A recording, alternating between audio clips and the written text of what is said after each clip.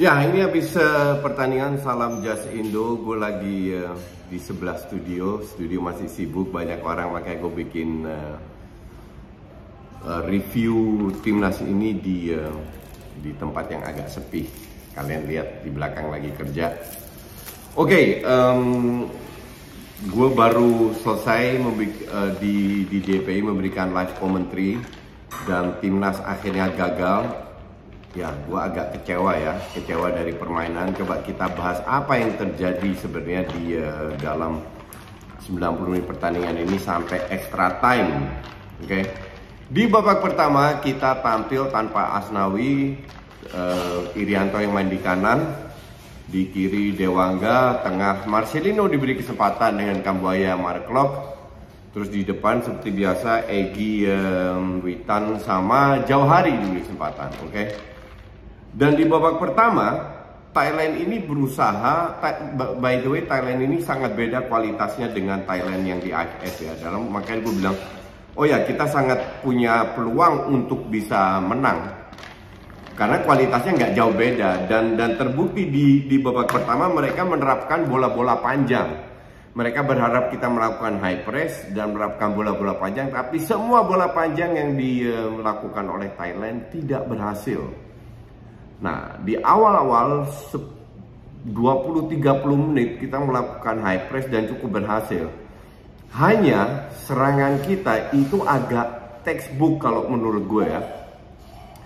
Agak textbook dalam arti setiap kali corner dari Mark Klok arahnya ke gawang. Terus kalau kita dapat berapa set piece, free kick arahnya juga langsung ke depan, tidak ada kombinasi, tidak ke lini kedua langsung syuting, nyaris tidak ada syutingan dari lini kedua. Terus kombinasi juga nggak ada, skill individu ya sekali dua kali, tapi skill individu ditutup bukan dengan cutback tapi dengan long ball. Praktis hampir semua long ball itu kita kalah. Terus apa namanya? Jadi kita menguasai bola tapi sangat amat minim kreativitas dan dapat banyak seperempat peluang, setengah peluang, nggak ada satu peluang besar. Nah, habis itu kita turun ke bawah. Setelah 20-30 menit kita mundur, defense di babak sendiri, itu pun tidak memberikan Thailand banyak peluang karena mereka banyak melakukan long ball dan long ballnya itu gagal total, beruntung. Nah, pas masuk di babak kedua, jadi babak pertama kita lebih unggul, kita menguasai pertandingan tapi kita nggak create chance sama sekali. Nah, pas masuk ke babak kedua, gue bilang sama Valen di DPI tadi, kalau gue jadi Sintayong, gue akan lakukan high press itu tidak dalam 20-30 menit, tapi benar-benar dari awal babak kedua. Kenapa? Apakah high press melelahkan? Tidak, karena yang lu press itu benar-benar dari lini belakang, lini tengah, lu maju ke depan. Atau kalau perlu, lini tengah, lini depan lebih rapat lagi, paksa mereka main long ball. Oke? Jadi bukan cuma 2-3 orang yang nguber, benar-benar 5-6 orang yang ngepres. Contoh paling bagus itu Newcastle lawan Arsenal. Castle benar-benar 5-6 pemain ngepres, Arsenal nggak bisa keluar. Nah, ini harusnya dilakukan dan itu tidak melelahkan karena lu hanya jaga satu orang. Iya kan? Paksa mereka long ball. Pada saat itu terjadi, bola itu kan 50-50. Dan mereka juga nggak tinggi-tinggi amat. Oke? Minimal kita bisa kembali mendapatkan bola, mengontrol bola, melakukan ball possession, membangun serangan. Justru yang terjadi di babak kedua kebalikannya. Kita lebih menunggu. Dan pelatihnya si Thailand ini agak lumayan bagus. Dalam arti dia bisa membuat perubahan yang kita tidak lakukan. Sintayong gagal mengantisipasi permainan Thailand. Pelatihnya itu pelatih Thailand di halftime cuma bilang dua hal. Stop main long ball, turun ke bawah, bangun serangan dari bawah. Jadi jarak antar pemain itu jauh lebih dekat. Dan yang terjadi apa? Kita diobok-obok 20 menit pertama. Terutama 20 menit pertama. True pass, banyak true pass. Tapi ini juga namanya Thailand yang yang KW2 banyak peluang pun mereka nggak dapat. Skillnya nggak berhasil, shootingnya nggak berhasil. Seperti persis yang terjadi di babak kedua, persis terjadi dengan Indonesia di babak pertama. Jadi sangat sedikit peluang, tapi mereka menguasai bola. Gue bilang di DPI, nggak bisa main kayak begini. Kalau lu main kayak begini, lu tunggu jebol. Bahkan 10 menit terakhir, 15 menit terakhir, gue bilang ini pasti ke extra time. Karena Thailand pun tidak memiliki kemampuan, kapasitas untuk bermain lebih kreatif, untuk melakukan kombinasi yang mereka lakukan di lini tengah, di kotak penalti, nggak mereka lakukan. Sama kayak Indonesia, setengah-setengah peluang. Sampai, masuk extra time. Di extra time mereka melanjutkan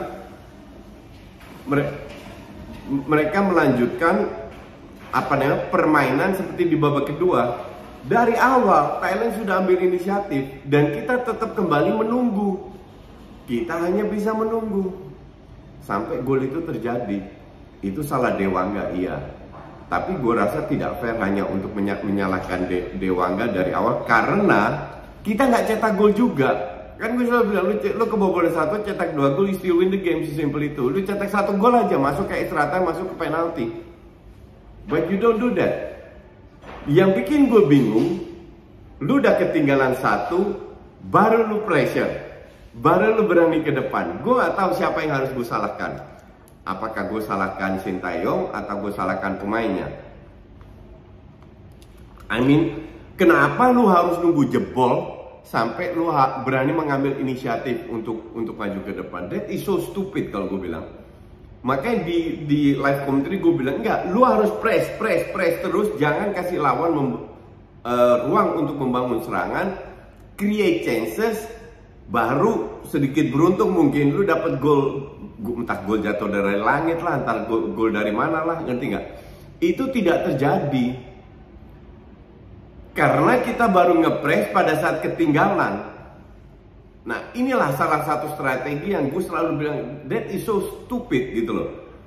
Dan ini juga sering terjadi di tim-tim Eropa, di timnas, gak berani ambil inisiatif, tunggu jebol baru keluar. Pada saat ketinggalan, kita itu masih ada kalau nggak salah 25 menitan, oke? 25 menit harusnya cukup, ya kan? Cuman kalau kita ngepres itu cuman tengah ke depan, belakang itu tetap berempat atau bertiga yang sama sekali nggak perlu, karena Thailand hanya meninggalkan 1 pemain dan bahkan berapa kali juga mundur.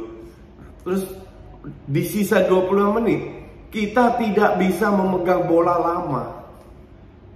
Kenapa? Salah passing, kurang kombinasi, teman-temannya semua kejauhan. Jadi nampaknya kita lose. Setelah kita lose kita kehilangan ketenangan, blur, emosi, pengennya nyerang-nyerang terus tanpa pattern yang jelas. Dan yang bikin lebih menyedihkan lagi, dan ini Thailand juga, pertandingan jadi lebih keras, bukan hanya dari kita, dari Thailand juga. Banyak kartu kuning sampai akhirnya kita dapat 3 kartu merah. Kalau lu nggak bisa kontrol diri lu terlalu banyak protes atau yang rugi siapa kalau dapat kartu merah? Kan tim. Nah, semoga ini menjadi pelajaran buat Indonesia. Masih ada 1 match untuk rank 3. Kita harus bisa kontrol pemain kita itu profesional. Kalau lu main di timnas, gue sebagai mantan pelatih timnas, gue selalu katakan pemain gue, lu bermain untuk merah putih, bukan untuk diri lu sendiri. Lu bermain untuk rakyat Indonesia. Jadi harus tahan diri, harus bisa mengontrol emosi lu. 3 kartu merah itu kan berlebihan. Mereka dapat 1 kartu merah. Kalau kita bisa manfaatkan itu 11 lawan 10. Peluang kita akan lebih besar. Kenapa kita dapat kartu merah? Ya salah kita sendiri, sesimpel itu, bukan salahin wasit. Nah, disinilah kita harus belajar bahwa pemain timnas itu bermain untuk timnas, bukan untuk diri sendiri. Tapi ya masih ada satu pertandingan, I don't know, ketemu Malaysia atau Vietnam. Jadi at least kita masih bisa mendapatkan medali, walaupun medalinya warnanya ya perunggu. Tapi ya sudahlah, daripada nothing kita harus membuktikan. Gue rasa pemain ini punya kewajiban, pemain timnas ini punya kewajiban untuk membuktikan kepada rakyat Indonesia yang selalu mendukung mereka bahwa mereka bisa bermain dengan benar. Karena sayang sekali di babak ini di lawan Thailand ini kita sangat bisa menang loh. Cuman sayangnya setengah jam doang. Oke, itu dulu. Ntar malam ada 3 pertandingan IPL. Kalau ada yang bagus besok aku bikin. Thanks for watching.